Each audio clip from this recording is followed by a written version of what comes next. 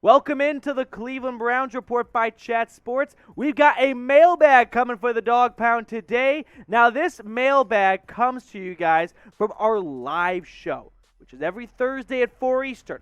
So if you're watching and you want to ask a question in a future show, just join us. Thursdays, 4 o'clock Eastern, right here on the channel. Our first question comes in from a channel MVP, the Brown Tiger. How fired up do you think Garrett is to sack Mayfield? On a scale of 1 to 10, the cliche is 11, I go 12.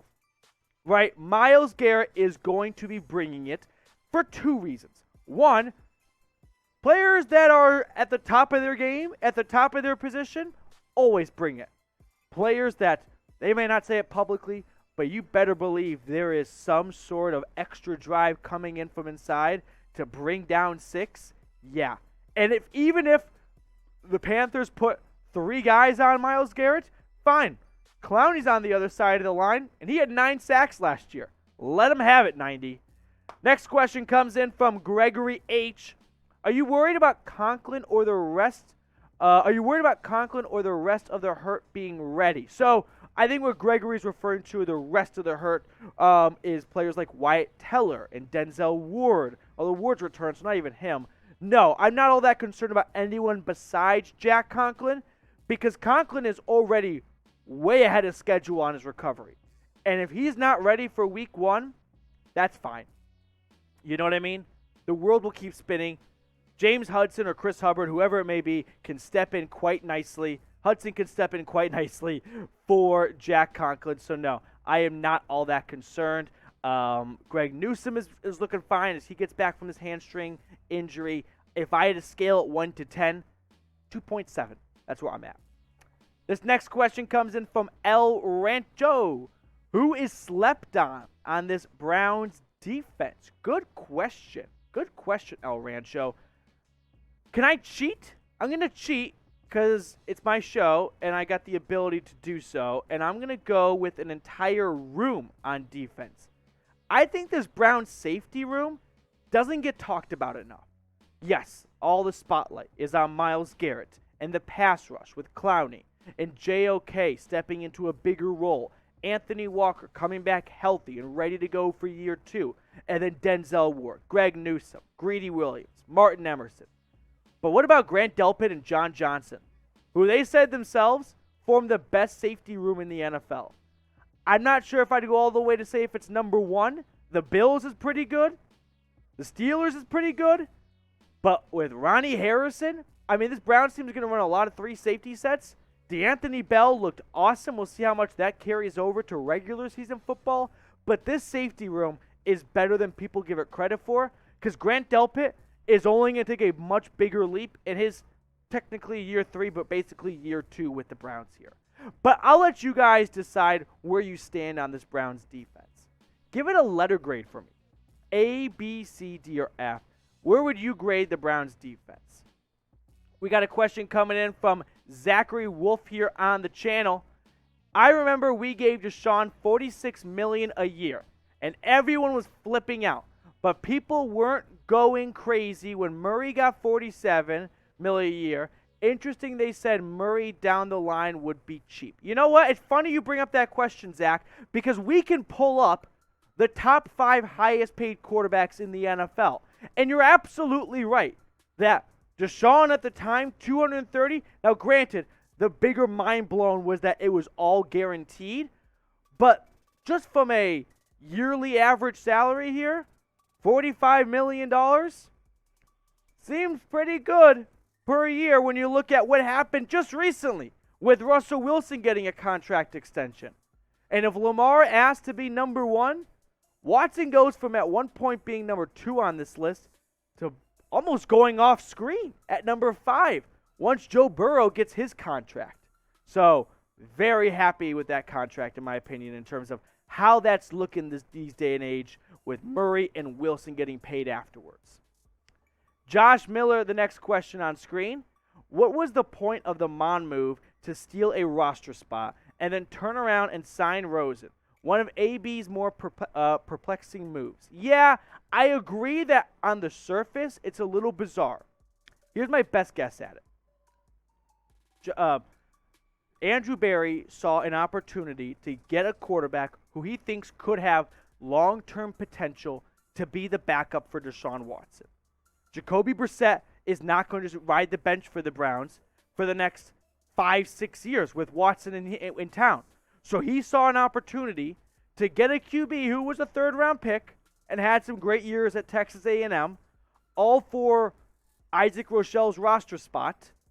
And he likes maybe the idea of Kellen Mond being a long-term backup. I think the more head-scratching thing is, didn't Josh Dobbs look more like a long-term backup than Kellen Mond did in preseason this year? That's the more infuriating side of this. Not so much, yes, Rochelle going off the active roster is a bummer, but let's be honest, once regular season rolls around, it's going to be 3 pass rushers pretty much. Garrett, Clowney, Alex Wright looks like he can do that job right now. And so you lose out on Rochelle on the active roster, but I agree the move was a bit mind-boggling, but an AB I trust. Now, if you guys are looking for Browns content all season long, I don't want you to hit the sub button. Everyone says smash it, hit it. Be gentle, tickle, pickle. Just tap the sub button, and boom, you will get daily Browns content all 2022 season long here, including mailbags like Derek Poland, who's got a question on Auden Tate. Derek is active in the comment section, and he is always asking if the Browns can sign Tate. Here's where I sort of stand on not even just Auden Tate, but in general signing a receiver at this point. If they were going to do it, I think they already would have.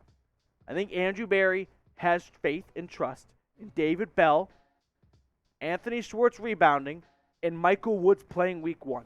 If all 3 of those 3 things happen, he doesn't feel the need to bring someone else into this room. But I understand the concern. Believe me, I'm not disagreeing with you. I'm more so just trying to do my best to understand what's going through AB's mind, because that's the most important mind in Cleveland right now. Josh Miller asking, former Vikings defensive tackle Armon Watts would be a solid pickup. Bring in wide receiver Will Fuller and safety Anthony Harris, and this is a Super Bowl-bound team. I'm pretty sure Armon Watts was claimed by the Chicago Bears during the waiver wire period. Let me just check that really quickly. Let me see here. Ready? Yeah. So, rule out Watts. Will Fuller and Anthony Harris, I kind of give the same spiel for Will Fuller. I have said, if Jacoby Brissett's your quarterback for a long time, bring in some help, right? Give him some more playmakers. It's September right now, and Barry hasn't done that yet. To me, that tells me Barry's confident in this room. Should we be confident in it? That's a different question. And personally, I wish I had the confidence that Andrew Berry had in this room. Because after the preseason drops from Anthony Schwartz, Michael Woods with a hamstring injury, and a rookie David Bell, who missed a chunk of training camp in preseason with a stressed foot fracture, I would love to see an extra veteran receiver on this team. As for Anthony Harris, big name. I like the safety room. I'll keep it as it is. Okay, we've got a great deal going on right now. Thanks to our friends at Fanatics, you can get not just 1, but 2 shirts. 40% off as well, by the way. When you go to chatsports.com/BrownsCombo, that link, by the way, in the comments and the description, here's the thing. It's fall right now. It's still going to be hot for a little bit, so you can wear the short sleeve t-shirt. But then, when you're in the Mooney lot in October and you want to be a little, more comfortable, rep this long sleeve underneath your Browns jersey. Get it today on sale. The sale won't last forever. Shipping is a B. Get it today before stock runs out. Chatsports.com/BrownsCombo. Eddie and Ed. We almost had Ed and Eddie. Yeah, Browns versus Panthers. Script the first 3 plays.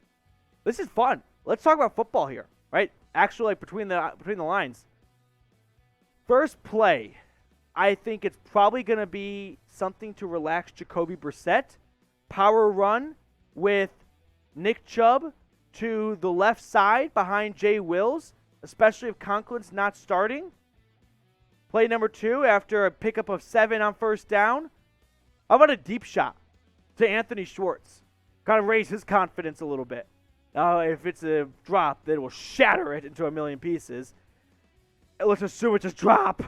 Third down, slant to Amari Cooper, move the chains. Those are my first 3 plays right there for Browns versus the Panthers. Now, speaking of Browns versus the Panthers, who do you got week 1? I gave a rather emphatic speech on this channel the other day saying, if you are pulling for the Carolina Panthers week 1 because of Baker and then plan to come back to the Browns in week 2, don't. Stay. Enjoy that season with the Panthers. We don't want you. Be a Browns fan all season long. I understand what Baker did for this team in City to help elevate it out of the dumps. But you know what? It's still a team, and no player is bigger than the team. Just ask Tom Brady that with the New England Patriots. So no, do not put that you're pulling for Baker in week 1. I'm going with CLE for the Cleveland Browns, and I'm taking the money line too because they're going to pour it on. Josh asking another question. Is the season almost lost if Amari Cooper... Why would you say that? What, Josh? For Amari Cooper... I'm not going to say the next word. It's like a craps table. You don't say that number. If Amari Cooper gets beep for an extended period of time, it's pretty bad. That's the risk you run when you go with a rookie, a case of the drops, and DPJ, who's a little like we're all banking and hoping he brings it this year, but we've never seen him do that yet for a full season. So, is the season almost lost? Maybe, yeah, I think so. I don't want to answer that question because of how sad it makes me feel inside, but it's not good, that's for sure. Okay, luckily, here's the good news. Amari Cooper has missed like 2 games in his career, and I think 1 was due to COVID. He is very healthy and reliable. Matthew Hancock, who is a legend here at the channel, why do you think we will ever get an actual logo, or do you think we will ever get an actual logo rather than just our helmet? No, it's really hard to switch up logos because of branding stuff. I mean, the Rams did it because they moved cities. We'll bring producer Patrick in. Can you think of the last NFL team to change their logo without moving cities? Besides the Rams? But they moved cities. The Eagles didn't change their logo. They changed the font of, like, the Eagles text. I'll throw it back to you. Yeah. Alternate logo. Do you think it's the dog? Like the dog Well, they're unveiling new end zones for week 2 against the Jets, the home opener. And it's got the elf or it's got, the dog pound. But... no, I think it's going to be the actual logo. Is this our last question on the mailbag? Okay, so that is it for today's mailbag. I really appreciate all of you guys who hopped in, who asked questions, who joined the show. Really appreciate all the support we get here at the channel. Make sure you subscribe for more Browns YouTube content.